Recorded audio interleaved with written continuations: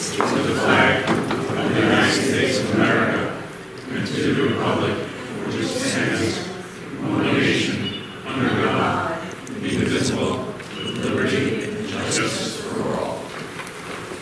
Thank you.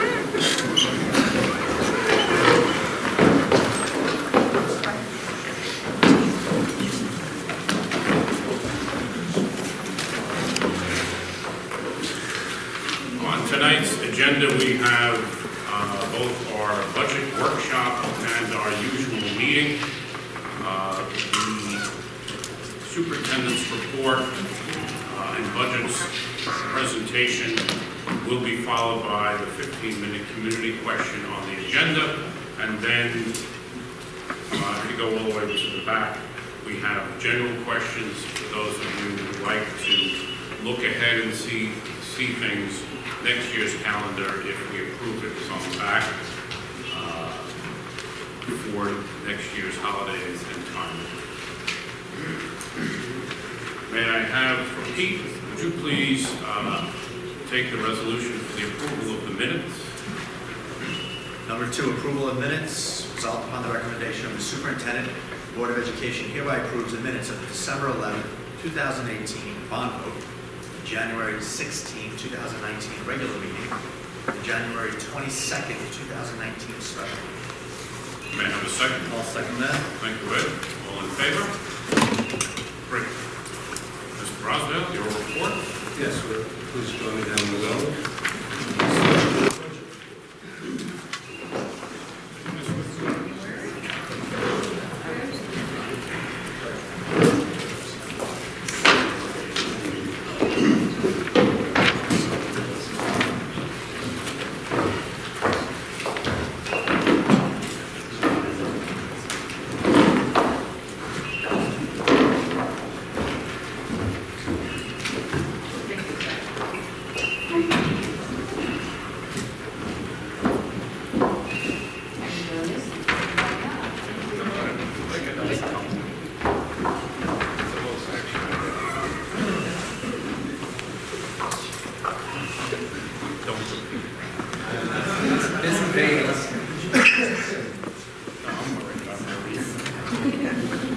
Good evening. I'd like to thank our community members for showing up this evening and thank all our administrators and principals and directors for being here also.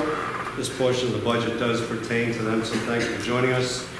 And I'd also like to welcome Doris Stanijeb, our new Director of Special Education, joining us here this evening. Welcome, Doris.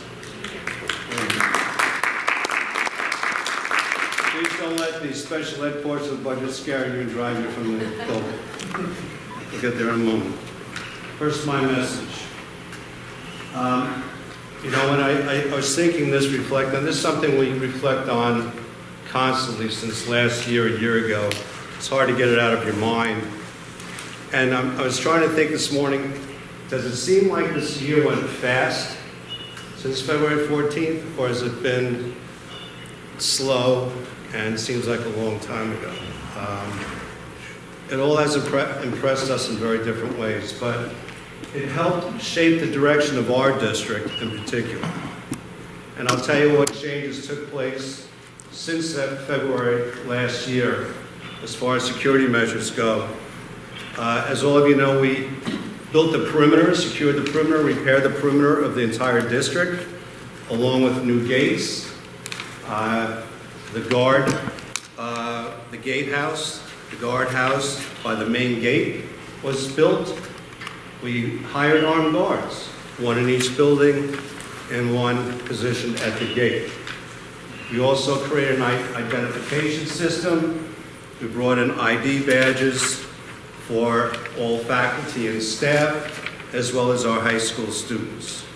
And finally, the board wisely added a mental health worker, and I'll show you why that's my address, why we should be concerned mental health of our students, especially when you consider Nicholas Cruz, who had many, many issues in that high school, and I don't know if they were dealt with in a very wise and prudent way. That young man walked his way right in through the front door of that high school and left 17 dead and 17 wounded a year ago tomorrow. Thus, our safety measures and thus mental health is very close, very critical.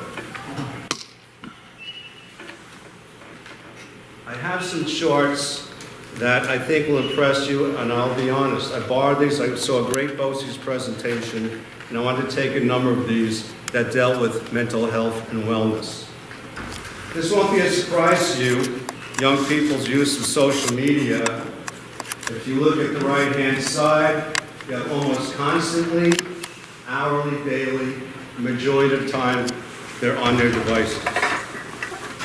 I don't know how many of you sat around the table with your, perhaps your family, and no one speaks, but everyone has a phone out. So no surprises. And we in school, as a result, have many issues dealing with students' uses of their phone and what they have on that phone. And probably what parents don't know, what is on that phone. This chart, there's some points that are very impressive. 2012 to 2018, 41 to 89%, more than double, kids having smartphones. And then, of course, it doubled also, 34 to 70, use of social media multiple times per day. And I don't know, I think kids having phones is on the elementary school level. And I see it and you hear that 4th, 5th, 6th graders have phones, and I don't think that might be a good idea, but that's the way we live. This one is sad because if you look on the top line, 49%, instead of talking, 6 years later, 32% talk in person. Easier to talk, email, easier to send a text, and that's what happens. I actually had to speak to my mother-in-law the other day about who was on the 2nd floor of my house. I was in the kitchen. I said, "Do you have to text me from upstairs?" And she said, "It's easier." I said, "It is so impersonal. It's ridiculous." But that's what's happening. So, and you see texting is increasing, but speaking live, and of course now we have the face-to-face issue of FaceTime. This one is interesting, how kids feel. Low social emotional well-being is the dark purple. The question, and sometimes I feel left out or excluded when using social media. 70% of our kids, 29 for high social emotional. Feel bad about themselves if no one comments or likes their posts, 43%. Have deleted social media posts because they got too few likes, 43%. And have ever been cyberbullied, 35%. Kids spend a lot of time on that phone. Does a lot of damage. Again, another startling slide I wanted to put in and share with you, especially male versus female. But if you look at the suicide rate, the males, from 99 to 2017, from 16.8 to 22.7% is amazing. The females in the much lesser, but still concerning. But the male rate startled me. But then I thought about Port Jeff's incident, Middle Place's incident, Rocky Point, and one of the Stormwind River incidents. Those are males. The top two figures, I think, are as startling. When you look, suicide mortality rate per 100,000. Now, granted, when this is a 2016 study, but you have New York State compared to Long Island and Suffolk County, and Suffolk County is the highest for the suicide mortality rate. The second one is also important. Suffolk County leads in suicide mortality rate ages 15 to 19. These are alarming statistics. And then, of course, you have self-inflicted injuries and self-inflicted hospitalization, and Suffolk County is up there again.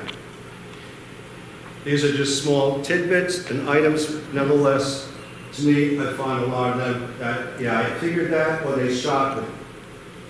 Text or email while driving. I was behind someone coming to work this morning, so I had to honk, and at least 3 times, traffic way back up. It's nothing new. The males are texting at more than the females. Rode with a driver who had been drinking. female over males. We're electronically bullied. We know that girls can be mean sometimes. Carried a weapon made sense if we were the males.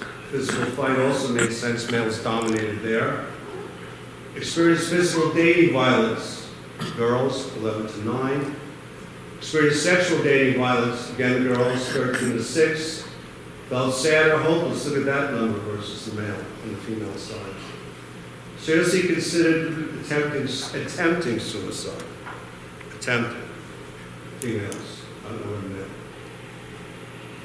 Currently used, this is a problem everywhere. At the superintendent's meeting last week, vaping was a major, major subject.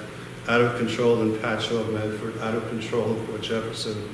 And we do our best to keep a handle on it. I think we have less of an issue than a lot of these districts who were speaking about it the other day. But nevertheless, it's around. You might go through the neighborhood and see the, the smoke pouring out of vehicles, rounding corners. So we have the male just ahead of the female for vaping, smoke more than 10 cigarettes a day, male far outnumbered female.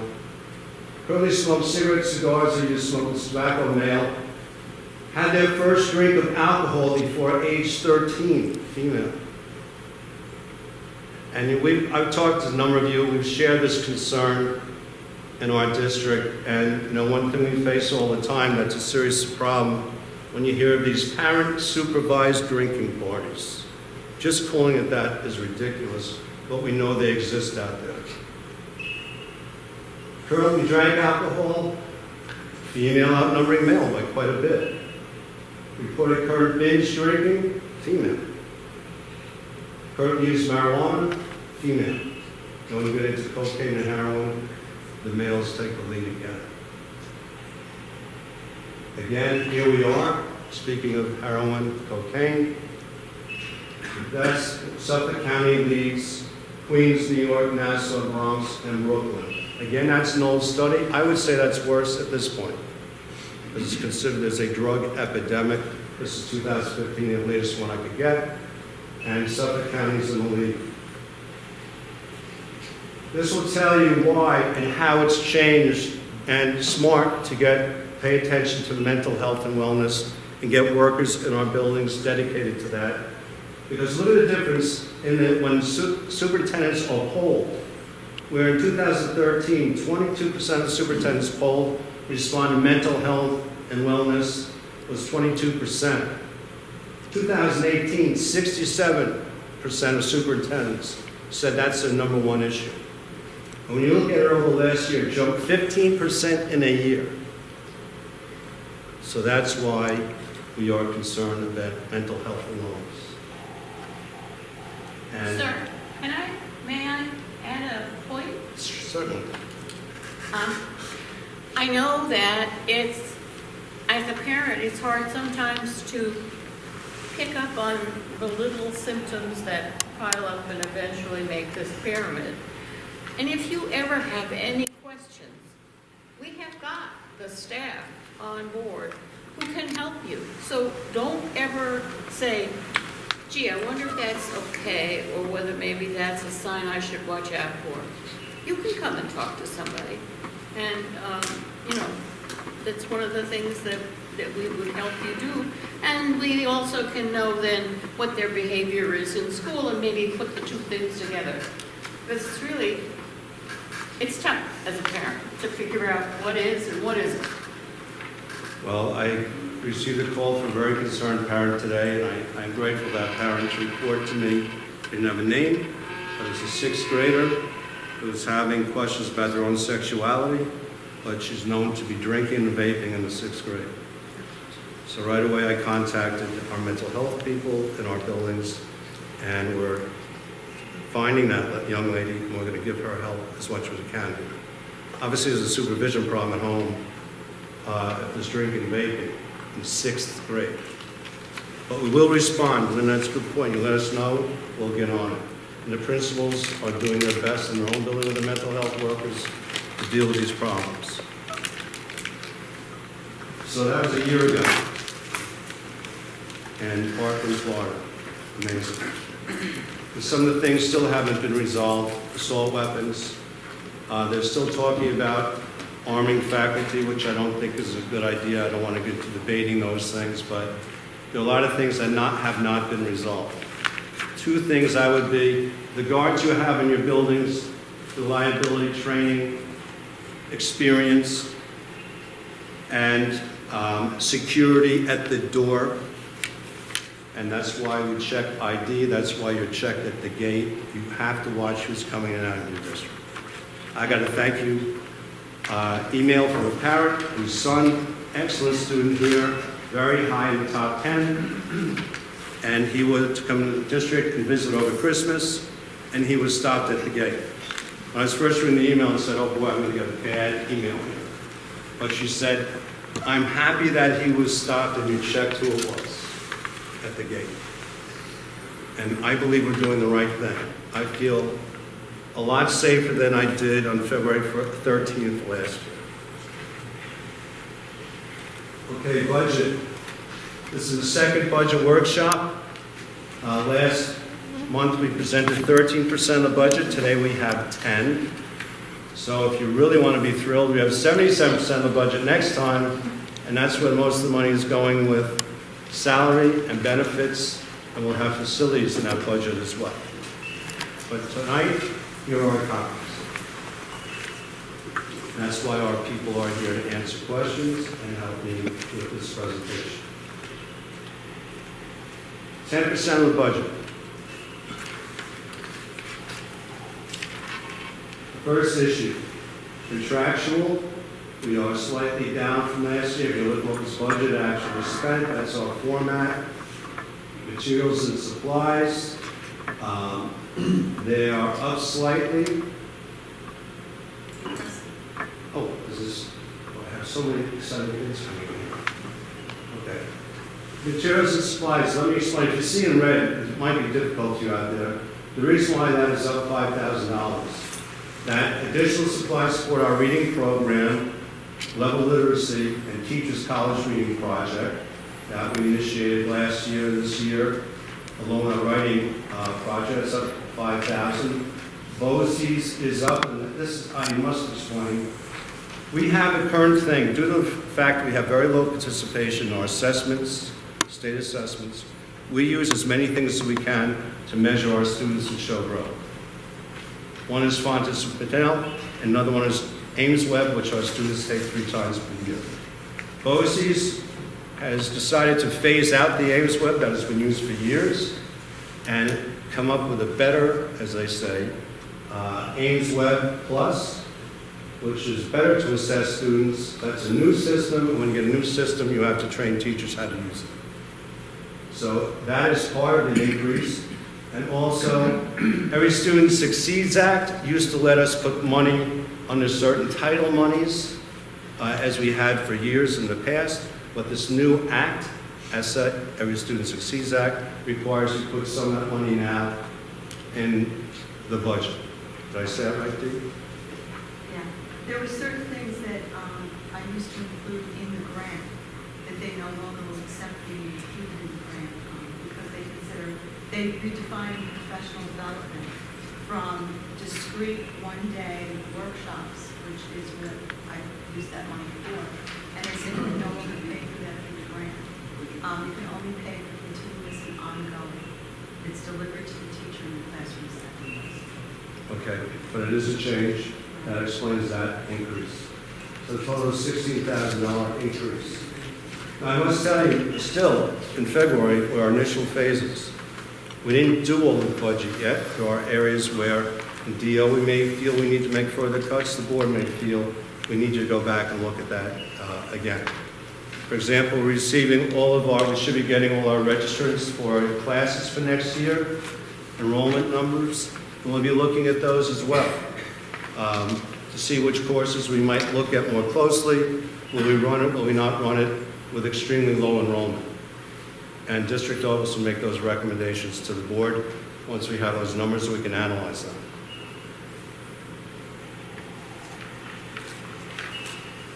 Okay, Crystal's budgets.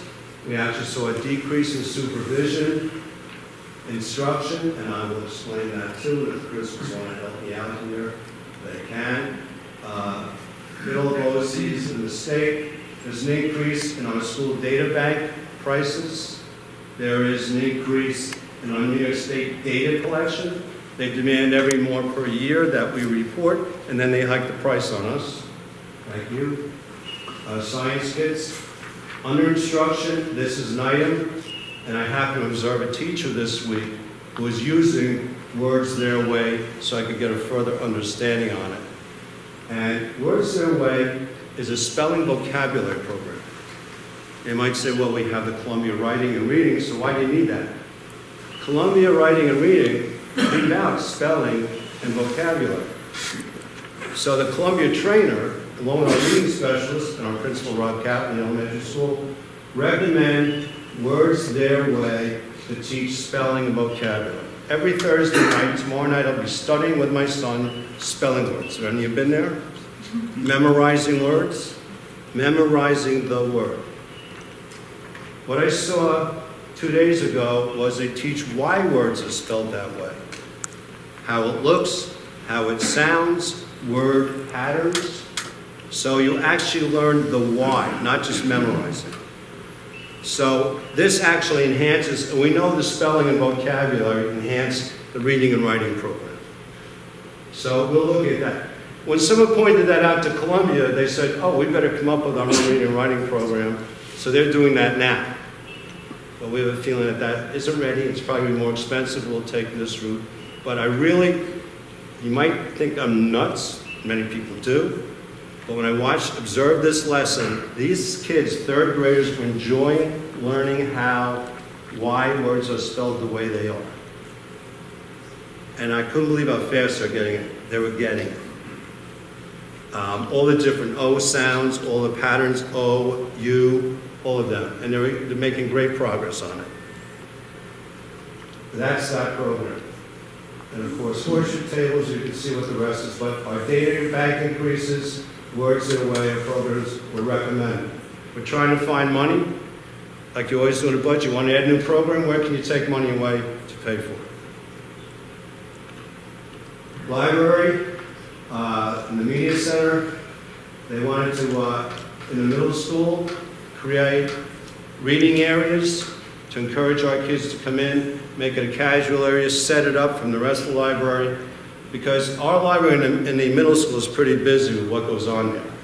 Between STEM activities and the library, it's a very busy place, been there.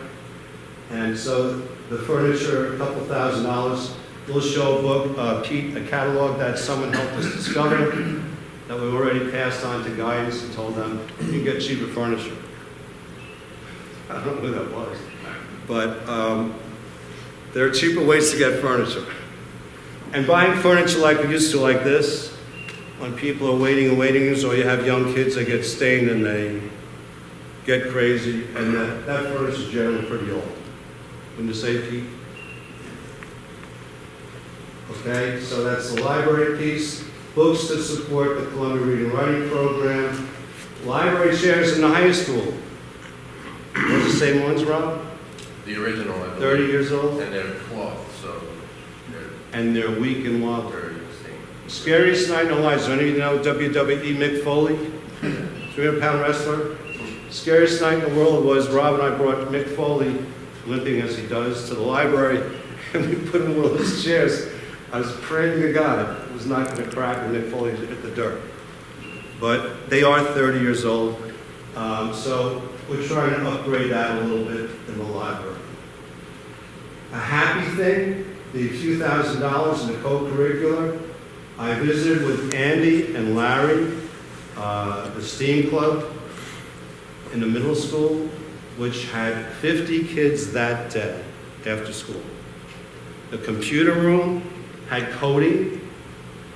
Another child was programming on his iPad, robots and movement in robots. Other kids were building. There were 6 different stations for kids to learn. 50 students and growing after school in that activity. It's amazing.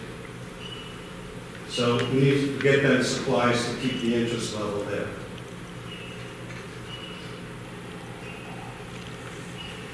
Okay, Andy, this is on you, buddy.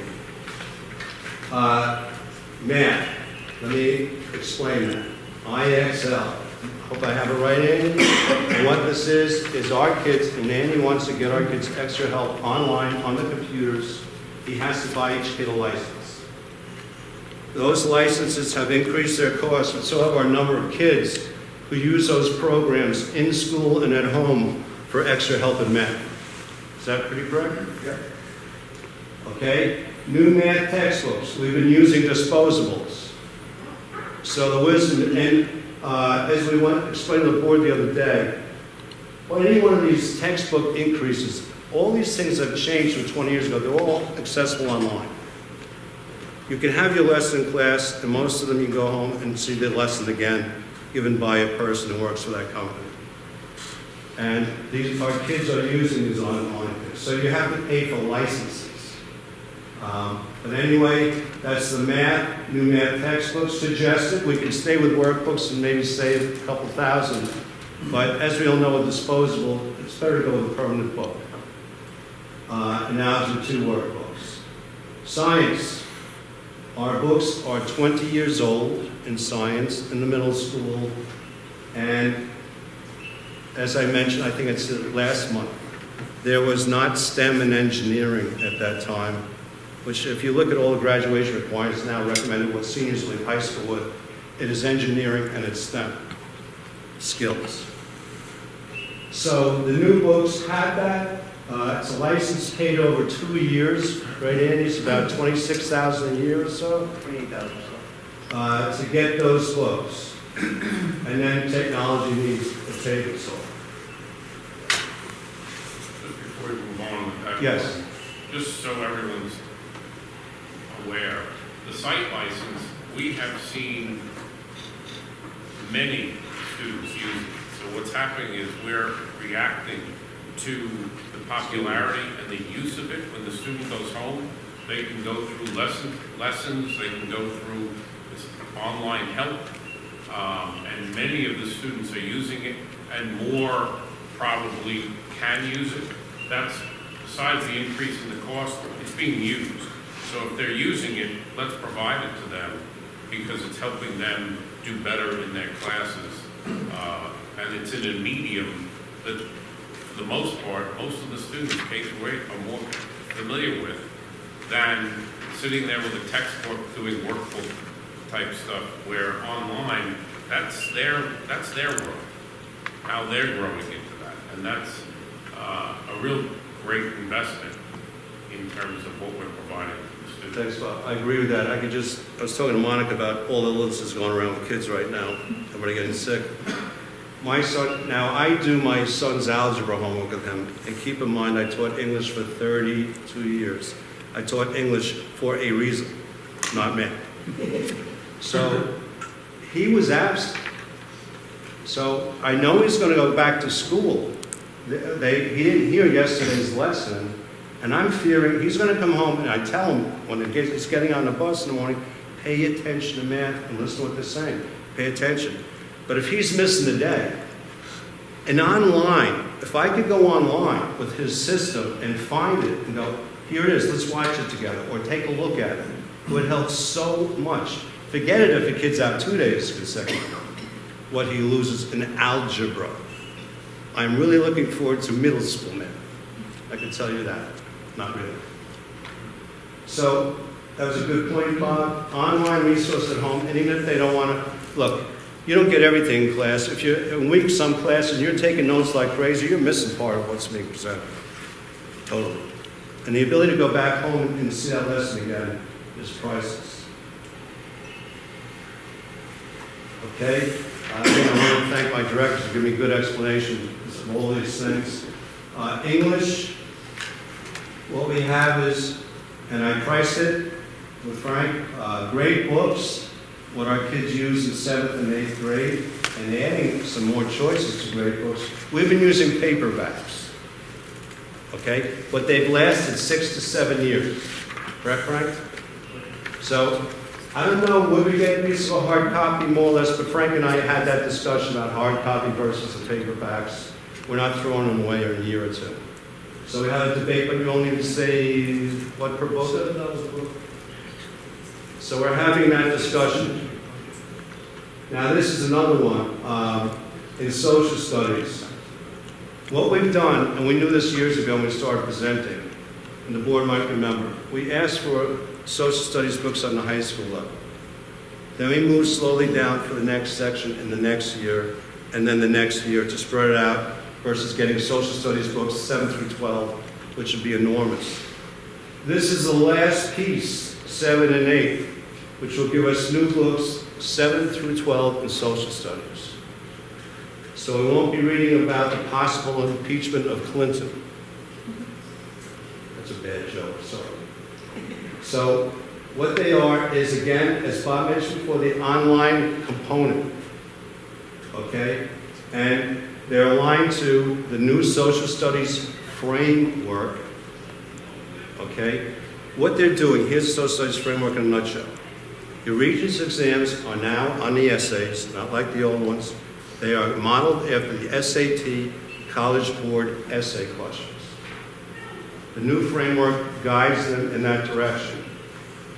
So these books will do the same thing to help support our kids in the upper grades as they prepare to take the Regents. The same type of questions geared to do, think about that, middle school doing SAT College Board essay questions.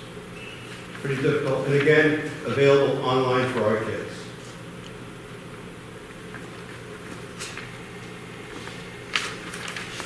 Okay, here's Scott's really complicated budget right now in physical education. Give me Scott. Scott asked for 2 rowing machines. If you use it, you know it's great exercise. Well, it wouldn't be every year's budget if we didn't cut Scott. So we told him we'll give him 1 rowing machine versus 2 and see how that works out in one of our weight rooms, right? High school or middle school. Okay, it's a vigorous exercise if any of you use the rowing machine, but it is good for our kids. It gives them another cardio option. The good thing about having 2 is you can do... 1 in each school. Well, if you have them in the same room, you can do erg races and have teams and they can row against each other. You didn't hear that, right? You did, about teams? That's a pretty cool idea, actually. Thanks, Brad. I still want to give him 1. Hey, Larry, we beat you up somewhat already. We have, and I was asked to check to see if these could be repaired and fixed, and they can't, but we did check. If you looked in the high school stage, in any of our musicals, you see the shells, the acoustic shells that surround the stage. The idea behind acoustic shells is they direct the sound outward. So the sound is not lost there in the backstage, side stage. It projects the sound outward, a total different sound quality. I do remember one of my former districts when I heard the groups without them and when I heard them with them, and it makes a tremendous difference for the acoustic shells. And they're like $15,000. Sorry. And then Larry would like a new tuba. Think about playing the tuba, what it takes. This is not funny. This is for the middle school level, a tuba that's easier to play. Perhaps some of us would have taken up the tuba if we knew there was one that was easy to play. Not really. Tuba are special players, tuba people. Right, Larry? Absolutely. And art is up just a little bit. Cameras, sculpture materials, circuit maker. Business now, family and consumer science. I would imagine that stove we're replacing in those rooms where we run our culinary class is probably one of the originals of the high school. Right. Okay, so It's a gas stove. You're 30 years old. Yeah, it could be repaired, but it's on its last legs. Okay. So we have a gas stove. And don't forget we have childcare, if you're wondering why we have baby stroller and car seats. We teach childcare in that curriculum. And that is that section of the budget. Dollars, don't panic. The thing that's important about this, Bob spoke about the other day, we always get online, and we've explained it in this room, a lot of you have been here. There is not a special ed budget. It's not like we're ordering books. It's based on the kids we get who need services, placement, whatever resources they need, that creates our budget. Every year, someone, somewhere online says, the board's cutting special ed budget. We don't. We get the needs of our kids who we're currently aware of, and we give them what they need. It's totally different. You can't cut it. Now, this, what you see, as we point out every year, could be a moving target. Someone can move into the district next week, tomorrow, over the summer, and need a great deal of services. We've gotten kids in the past who needed $100,000 in services, and that changes our budget drastically. Or they might have to be placed elsewhere or get transportation elsewhere. So let's take a look at the way it is as we speak today, February 13th, going forward. But please remember and help us remember, we don't cut this budget. It creates itself. You can't deprive the student of services. So here's our equipment. That's staying pretty level. Contractually now, we are down. That's related services that we give kids, whether they're here or outside the district. Correct, Linda? So we give those services. Right now, those services are down. Almost $200,000. Again, kids might move in that need services. That would add to our budget. Now, the board, I'm happy to say, materials and supplies, that's getting an increase, because the board is supporting the recommendations for, and heard the needs of parents, for full-day CTD inclusion, you might know that word, in elementary school, to align with the full-day, full program of CTD in the middle school. To create that right now, it takes the hiring of 2 special ed teachers. How are we going to do that? Well, right now, that's why we're examining class size, class load, class registration, to see how many teachers we need overall. Is there any space there where we can make room for our 2 teachers? Now, if you add 2 teachers, you have to create new space for them. So they're going to need materials and supplies in their room. It's as simple as that. And I'll jump down over tuition for a moment to textbooks, because those 2 teachers not only will need materials and supplies, they'll need books. Okay? So this is a pretty big add, but we believe it's the best for our kids and what their needs are in the elementary school. Full day, inclusion teachers in the room working with the kids, similar to what our middle school has already. Textbooks, again, I mentioned why that's up, but tuition, the tuition, local residential programs, when we send our kids out, we are at the mercy of where we place them, what they charge us in tuition.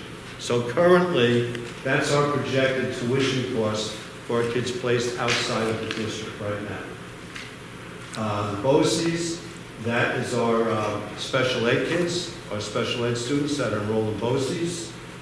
And that is about even as we speak. As we speak. Well, can a student move in who needs BOCES or recommend it? Yes. It should increase that. Every year, we put $100,000 towards our kids in their IEP. It calls for summer school, so they don't regress reading levels or work levels. So we pay for that, what their IEP demands, and we give them the summer school option. BOCES Ed, we have regular students, Gen Ed now in the last few years, who go outside, as well as special ed, to occupation classes of BOCES. And right now, our estimate is slightly over last year at 140.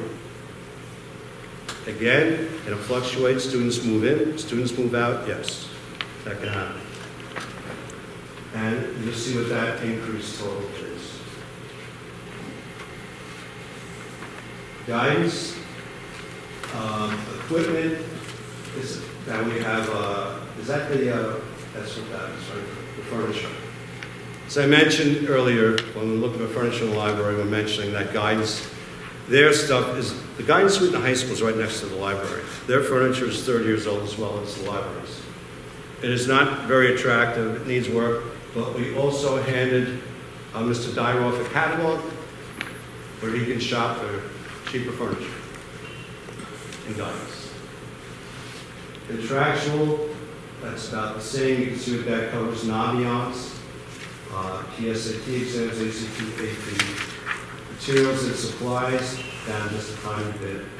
And BOCES is the same. Power School did not go up this year, surprisingly enough. It stayed the same. Usually it always goes up at BOCES. Right, Steve? Wow. Because normally if they get the money, they go for it. We say this every year. Adult ed and driver's ed don't cost you anything. They are self-sufficient. They charge the people what they need to pay for the course. It's bigger than it ever was. It has more course selections than it ever did. As a matter of fact, I have my mother-in-law paying for classes so she can take a few here as well. That's after she texts me. I'm going to Mount Sunny to take a class. And then the census, we stopped using BOCES, so we reduced from 10,000 to 3575, and that stays the same. So in summary, curriculum development, first slides, materials and supply for level reading, teachers college reading and writing, and Ames Web Plus, moving to Ames Web Plus and the professional development. And moving ESSA grant money to our budget. That's that increase. Supervision, it's slightly down, thank you, principals. Instruction, I mentioned the program in the elementary school they'd like to have, Words in a Way, which is spelling vocabulary. BOCES data bank money going up. Middle school, math books, STEM books, humanities textbooks and social studies grades 7 and 8. And then Scott's little piece of equipment and Larry's equipment. That explains that increase in instruction. Simply library, that's the increase in furniture in the middle school. Co-curricular, the only demand is a middle school STEM club after school, which has been very successful at this point. Special ed is a slight increase, again due to the expansion of the CTD program in the elementary school, adding 2 teachers. Going full-time, getting materials and supplies and textbooks. Guidance, furniture, adult ed drivers, that I just said, self-sustaining. So all of this results in a hike of last year, at this point, $293,105. Now, we pointed out, due to the fact that our bond from the high school is paid, we're no longer entering principal, interest, and the rest with that bond. That gave us a surplus of $668.55, which we really would like to hang on to. The February change, what I just showed you, with the increase of $293, leaves a surplus of $367,750 as we go into the third and final part of our budget in March. And again, are these numbers in stone? Absolutely not. Might have to go back to the drawing board because I'll be honest with you, next month is a serious part of the budget, the salaries and benefits, improvements, what we have to do to our campus, all of that is included next time. And tomorrow, Linda and I are meeting with Scott Ray to talk about what Scott has deemed important needs in the district. And that's a very serious meeting, because I know exactly what you see next month, right? In March in that number. So next month we will be we'll have more knowledge of our tax levy in March.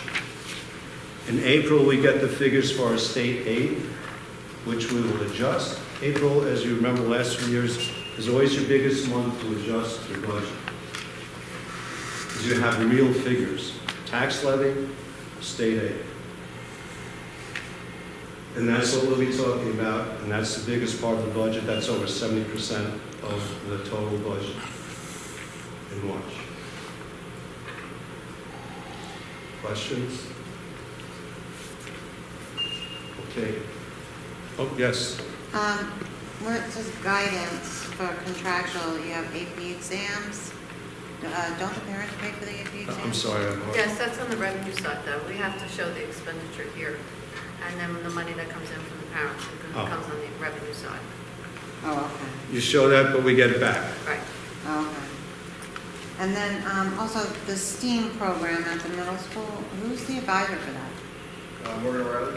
Who's that? Morgan O'Reilly, our librarian, is split between the middle school and elementary school. Great find, she's very interested in STEAM. She worked at the New York Public Library in the city prior to coming to us.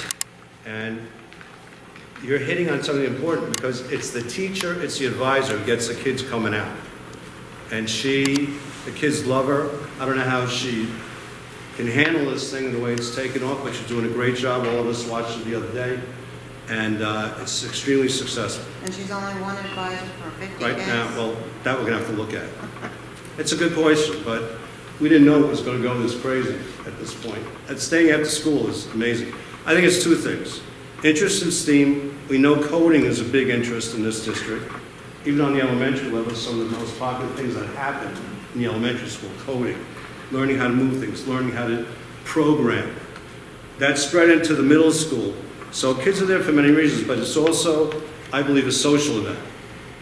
So they can be with one another after school and the way they get along at the tables. You can see a lot of them are friends, and that's probably a large part. I believe friends are dragging friends in for part of it, not that the program's bad. But she's very motivating, great with the kids, and we will have to look at that. Is there any way we can get in touch with her? Because I've gone on the website and you can't access anything in that STEAM club. So you want, that's actually, we could put information on the website for that. Would you like to do that? Us to do that? Yeah, I mean, I tried, when you go into the club section of the website, you can click on the different clubs to find out who the advisor is, when they're meeting, and so forth, and an explanation of the club, but there's no link for that, so it never opens up. So, Can we check I that? don't know if there's a way I can get in touch with Just the check it, see advisor. if You that's... can email Miss O'Reilly, you can ask her she keeps a log of all the activities they're doing both during school. She has a makerspace during lunchtime, as well as the STEAM club. She'd be happy to share with you anything you'd like. Okay, thanks. Thank you. Anything else? Okay, would the board join me on stage, please, for the meeting? I'd like to thank our directors and principals for attending this evening. Did you get that? Did you ask?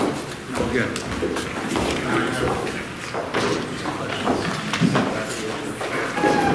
Pete, Brad has a question for you. Oh, okay.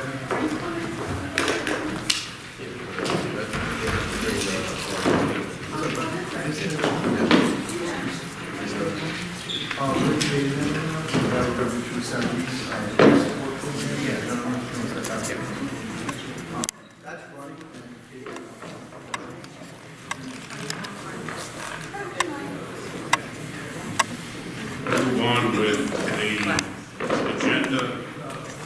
Anne Marie, if you would start with personnel, please. Personnel resignations. Gemma Salaros, resolved upon the recommendation of the superintendent. Okay, resolved upon the recommendation of the superintendent, the Board of Education hereby accepts the resignation of Gemma Salaros, part-time clerk typist, effective February 9th, 2009. Any comments? All in favor? All right, second. I'll second that. You're welcome, sir. All in favor? Thank you. Carrie, would you do Barbara Wright? Sure. Barbara Wright, resolved upon the recommendation of the superintendent, the Board of Education hereby accepts the resignation of Barbara Wright, School District B, effective February 4th, 2018. Any comments? Second? Oh, yeah.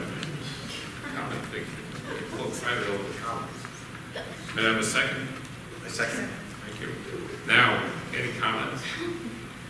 I'd like to offer some comments across the board, really for our clerks, certainly our district aides. They are the face of our district. They're often dealing directly with our children, a very kind and gentle group of people, and I would include Barbara Wright as that, has served the district for a very long time. Her son went to school here, and she has been a big part of many of our children's lives. And I wish her well and thank her for all her years of service. And sorry to see her go. All in favor? And Carrie, you want to do Lynn? Sure. Lynn Sheehan, resolved upon the recommendation of the superintendent, the Board of Education hereby accepts the resignation of Lynn Sheehan, School District 8, effective February 13th, 2000. May I have a second? I'll second that. Any comments? Turn the page. Let's see where we're going with this. All in favor? And Ed B, non-instructional employment. Clerk Typist, resolved upon the recommendation of the superintendent, the Board of Education hereby approves the following appointment of Lynn Sheehan, effective February 14th, 2019, as a clerk typist part-time, step 1 under the CSEA contract. May I have a second? Second? Thank you, Lynn. Any comments? I myself like to see that our community members have an opportunity such as this, and congratulations to her. All in favor? Lynn, substitute custodian. Resolved upon the recommendation of the superintendent, the Board of Education hereby approves the following appointment. Cristo Vargas, February 14th, 2019. Custodial substitute, $14 an hour. Thank you, Steve. Any comments? All in favor? Action items, educational. Steve? Committee on Special Education. Resolved upon the recommendation of the superintendent, the Board of Education has no objection to the following special education recommendations and approves the authorization for the funds to implement special education programs and services consistent with such as listed. Second. Thank you, Lynn. Any comments? All in favor? Action items, business, obsolete equipment. Action items, business. A, obsolete equipment. Resolved upon the recommendation of the superintendent, the Board of Education hereby declares the following items as obsolete and authorizes disposal as listed. May I have a second? I'll second that. Good. Any comments? We always read down to see what's been getting rid of. All in favor? B, amended sexual harassment policy. Anne Marie? Resolved upon the recommendation of the superintendent, the Board of Education hereby approves the amended sexual harassment policy that was proposed at the January 16, 2019 meeting. May I have a second? Second. Any comments? All in favor? Carrot C, the school calendar. Sure. 2019-20 school calendar. Resolved upon the recommendation of the superintendent, the Board of Education hereby approves the attached calendar for the 2019-2020 school. May I have a second? I'll second that. Thank you, Ed. Any comments? I just have to make one comment. I know generally these go off of the BOCES calendar. Yes. Most of the districts do the same thing. It's disheartening to see that we're bringing staff back in August when we're already going all the way through to June 30th this year in school. It makes it very difficult for the staff to get the buildings ready, to get the occupancy, but it's unfortunate that it's how it goes. There are different selections of it.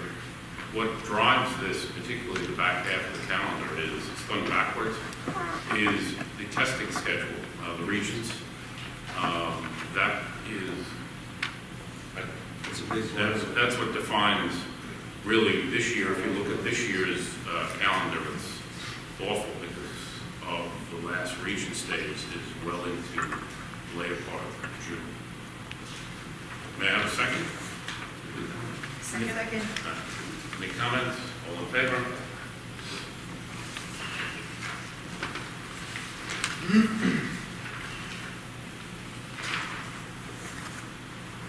Memorandum of agreement, teachers. Nope, D. Oh, sorry, Dave. Yep. Well, my codex is printed on both sides. I'll take D, advanced orthopedics.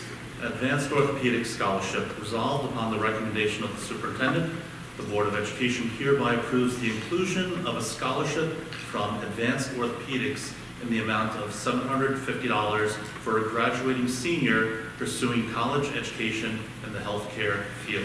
Second. Thank you, Lynn.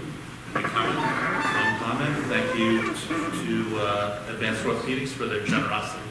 If you've ever had the opportunity to attend Senior Awards Night, it is a long evening driven by the community and community businesses, driven by some staff who have created these scholarships.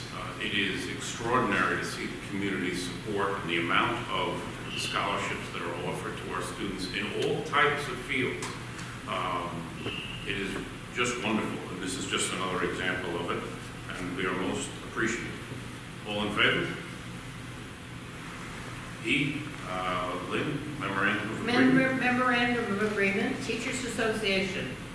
Resolved upon the recommendation of the superintendent, the Board of Education hereby approves the memorandum of agreement with the Teachers Association dated February 7, 2019. May I have a second? I'll second that. Any comments? I'll anticipate a question. What is memorandum of agreement?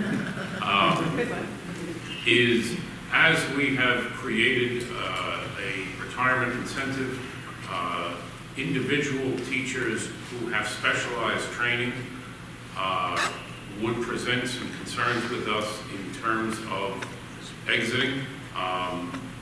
This reflects the need of the students to properly prepare for some of our high-end classes, AP classes that they have to train for. It's not something we can just switch a teacher. So that's what's driving this. All in favor? Steve? Capital Project Plan Tech. Capital Project Plan Tech.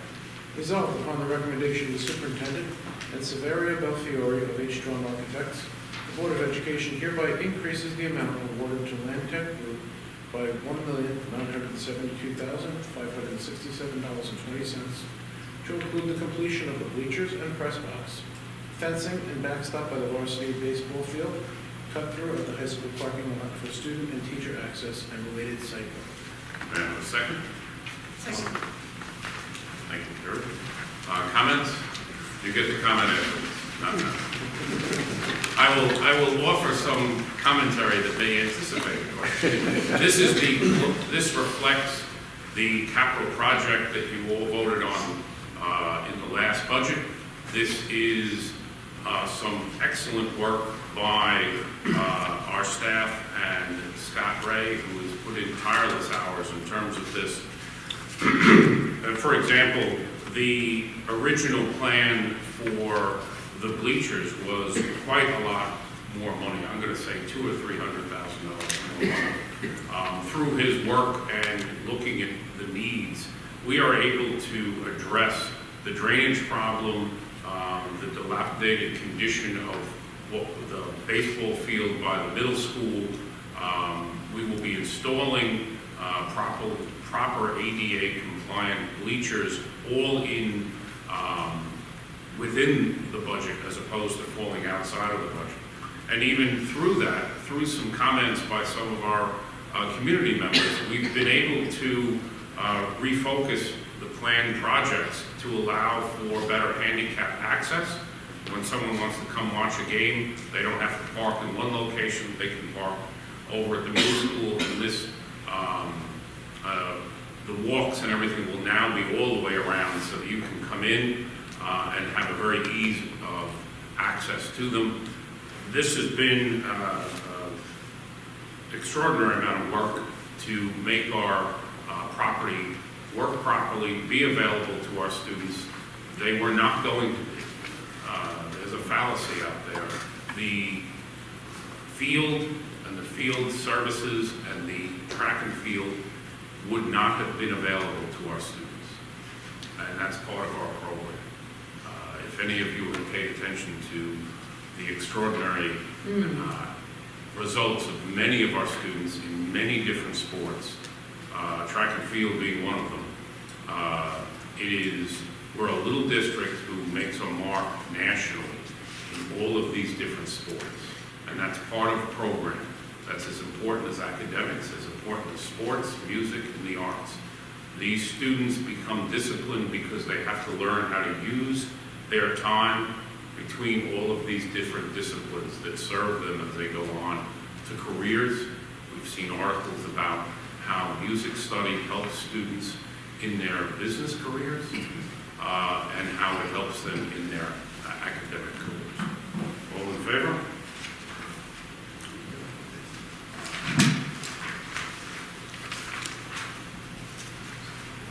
Pete, back to you. Access computer donation, New York State Courts, another one. Number G, it's accept a computer donation from New York State Courts. Resolved upon the recommendation of the superintendent, the Board of Education hereby accepts the donation of 23 Bell Optiplex 710 CPUs with Intel 3.5 gigahertz processors, 4 gigabyte RAM, no hard drive from the New York State Courts. Second. Any comments? All in favor? And questions?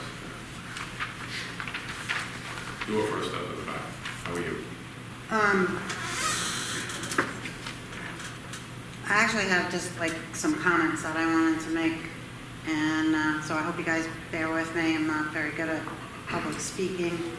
My son and Sandra Hart's son just competed in the first Lego League, Robotics League competition. It was at Huntington High School just recently, the beginning of the month. It's a robotics league that they've been participating with through Port Jefferson Library. Her son has a couple more years. My son's aged out now. It was his first year. He loved it. Currently, the school districts here, we don't have a robotics team. School districts around here that do have robotics teams that are competing are Miller Place, Longwood, Sachem, Three Village, Port Jefferson. They're all competing in robotics. You even said the importance of and the impact of robotics and STEM. In the areas, it's just the future. That's what these kids are getting into. I have a son who graduated in 2017. He went on to the University of Maryland. He's studying computer science. And, he was strong academically here. He left here with 40 credits. He's graduating a year early, but he feels like for the rest of the country that he's going to school with, that he doesn't measure up as far as where robotics and STEM is concerned. My daughter, she's graduating, she's going through the college act process right now.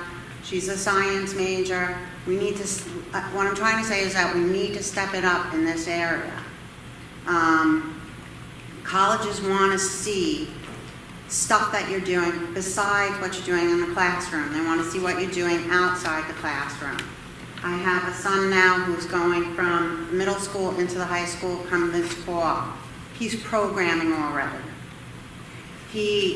I've been sending him to a programming course through Stony Brook University.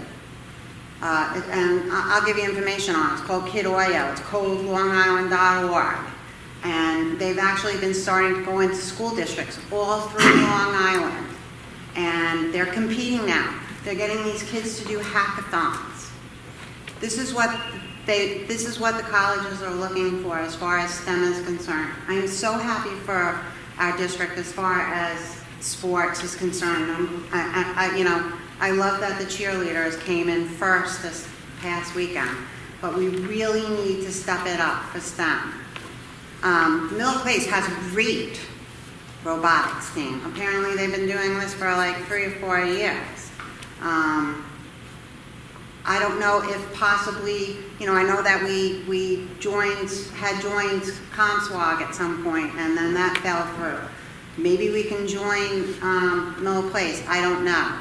But these are just things that we can start looking into possibly. I don't know, you know. If I could, Ken, I agree. One of the projects that we had in hiring a new technology teacher was to look at a technology teacher who would come here with background, forgive me for using the past term, shop experience, but come here with technology experience. And it did take a great deal of effort. You must have interviewed 100 different opportunities. Over 6 months. With the whole goal of creating a program in the curriculum that supports STEM and STEAM in the classroom that he has had experience in, that he will, with improvements in the equipment in the classroom. I'm not denigrating in any way working with wood, being a carpenter, but there are other things that we need to add to our curriculum, and we are making efforts to do so both within the curriculum and, as you see with Morgan's program, this is taking off. There's an interest. You can, the 50 kids who are showing up for some of these things on their own time shows an interest. What will that beget?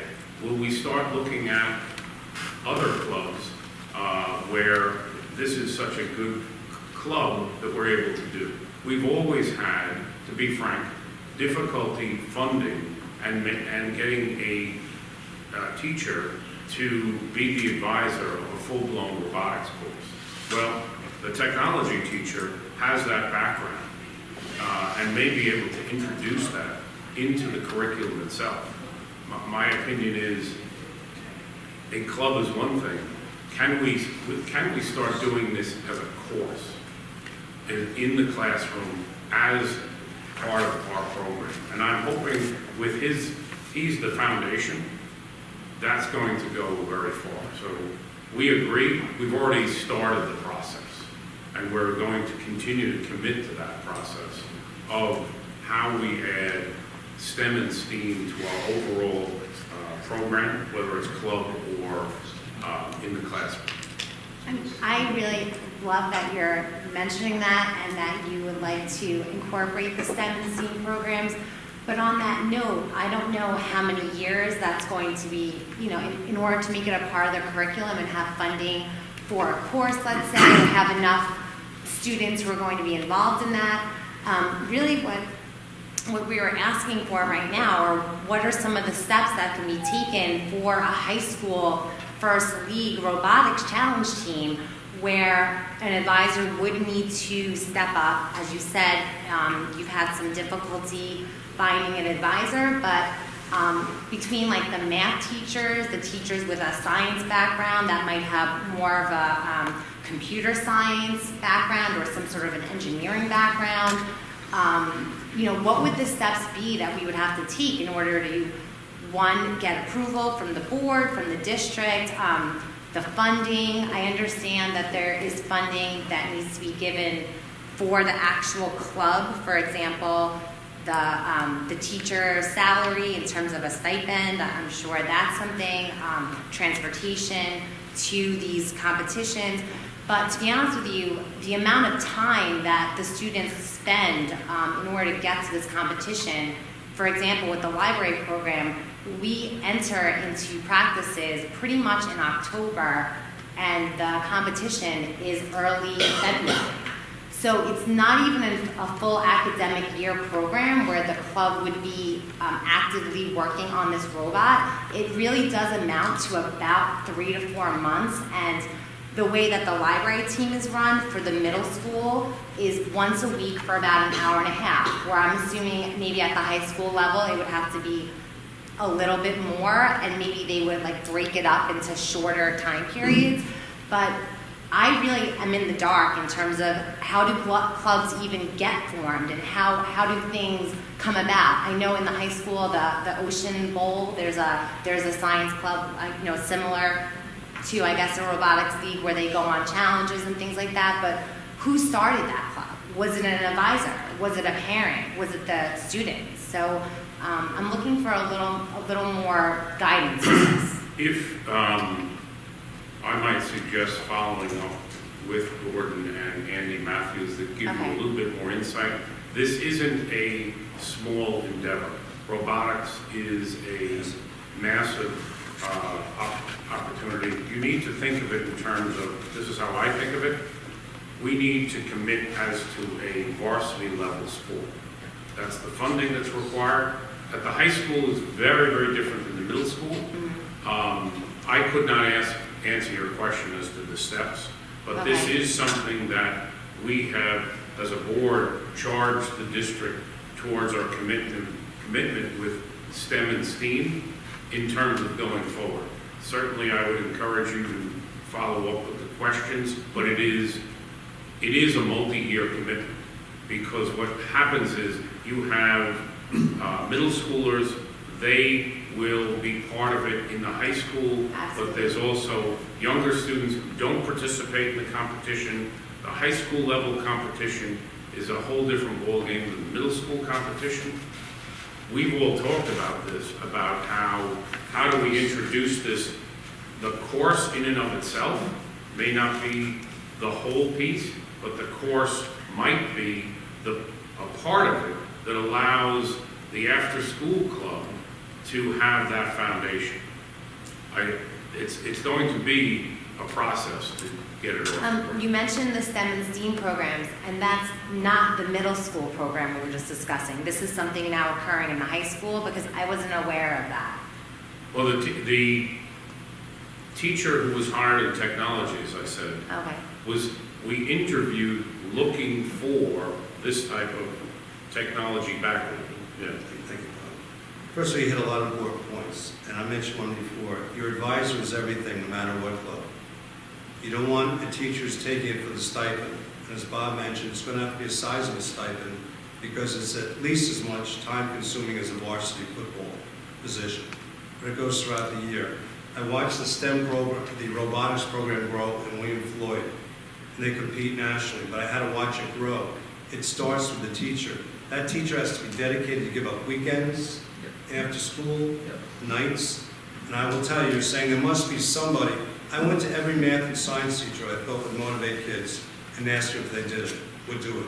Well, I think if you're prefacing it already with you're going to be giving up your nights and weekends, I don't know if that's the best way to start, trying to get some interest from a That's the teacher. reality of a good robotics team. No, But I you gave up- understand that, but in the very beginning, when they're starting and we're just like getting our, our feet wet with this, The maybe- varsity level competitions for robotics is very different, because at the high school varsity level, in the terminology we're using, the advisor has to be able to teach building component parts. At that level, they cannot buy manufactured parts.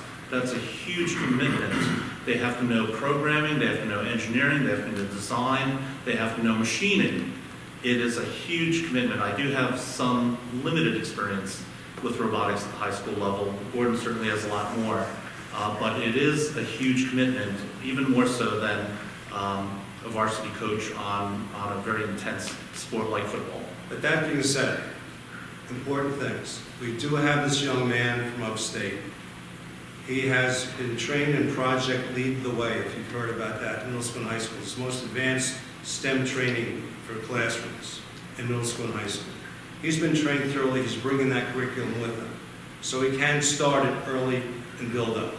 I did tell him, as the board wished, we are deciding between you starting a robotics club, or we may start with the actual classroom first, which would meet every day.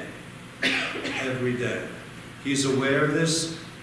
He's actually started. He came aboard mid-year.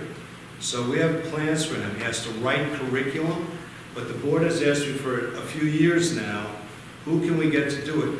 You really need that advisor, that teacher, has to motivate kids and keep them there.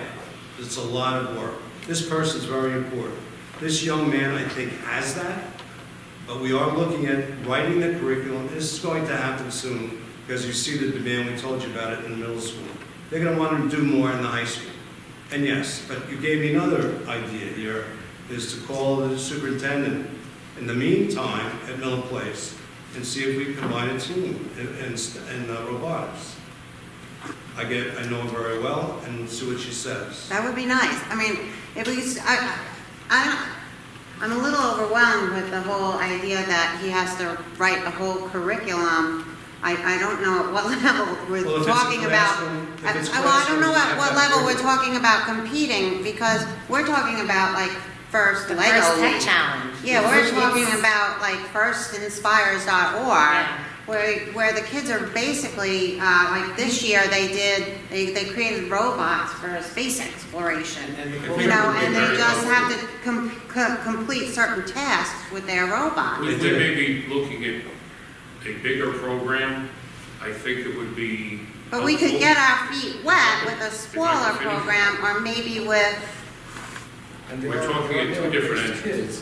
If we offer library program. and look into it, Right. we would appreciate, through Gordon, if you would reach out to Gordon, bring him some material on this information. great.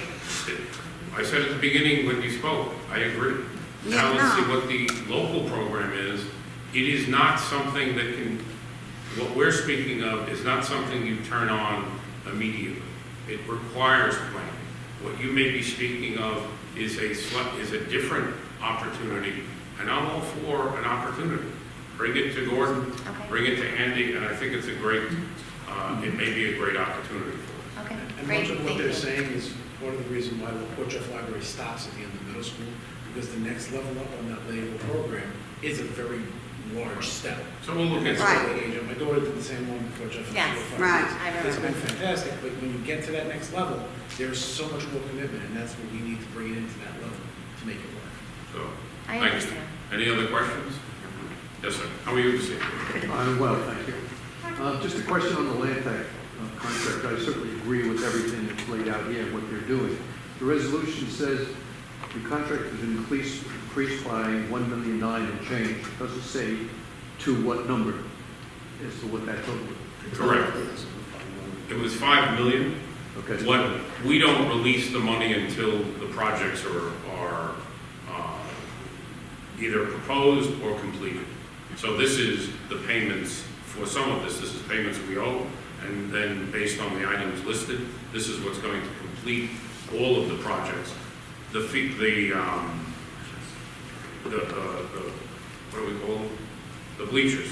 The bleachers aren't going to be done until after school closes, because we're not going to disrupt outside. So we're wrapping up the proposals as we had intended. We just wanted to keep it within budget. But as I Yes. recall, though, that 5 million, we had it portioned out pretty well as to where it was going, and this is an increase of almost 2 million. Does that mean we're still within that $5 million? Yes. Yes. Were there things that were on that list that had to come off then to compensate for this increase? For example, I'll give you a few examples. In that 5 million, there was exterior fencing. Then we went through the exterior fencing, and there's good fences. We're not going to take down a 6-foot galvanized fence that is in fine condition to replace it with a black fence. There's no reason for that. That's not good use of money. So we were able to save money overall, and as long as we kept it within the project parameters, where we can devote that money to the project parameters. And what we're doing is, the original projects, we've actually been able to do more within that 5 million, a lot more. And so that leads to my next question on the cut through for the high school parking lot. Is that the thing that we briefly talked about as far as connecting to North Country Road? No. Or is it something else? If you come down into it, we created for pedestrian safety that wide intersection where you have to go off. The problem with that has become a traffic flow issue, particularly evening activities and the morning drop-off. What's happening is in the island straight down the middle, if you go out there, there's one light post and a tree. If that's middle, it's a cut through to create a flow through what is effectively 2 parking lots.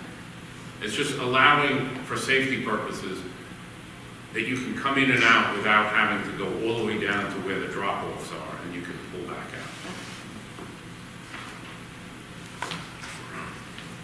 Rob, how are you? Good, how are you? Good. I know it's being discarded, but what was the Zamboni? I wanted to ask the same thing. What is the Zamboni? We have, is that for the floors? Yeah, it was, the ride-on Zamboni that cleans the floors instead of someone sweeping it. Okay. We can't help the fact to think of the big ice rink. Yeah, it's like, well, where's the ice rink? It's in the back. We have a very secret ice rink. Yeah, So over there with the pool, right? yeah, right next to the pool and the, that's the Zamboni. In the summer. We had a Zamboni. Any other questions? Yes, sir, how are you this evening? Good, thank you. I believe it was 2 months ago you held a workshop for special ed. Yes. And you have one scheduled coming up. Could you remind me the We had- date? We had intended to do it between January and February. Staff changes came about, and our new director will not be starting full-time here until the 27th of February. So we would like her, 22nd of February. So through that process, the board is going to move it into early March. Okay, thank you. You're welcome. Any other questions? All right, I'll take a motion to adjourn for this evening. So moved. Second. Second. All in favor? Thank you very much. Thank you.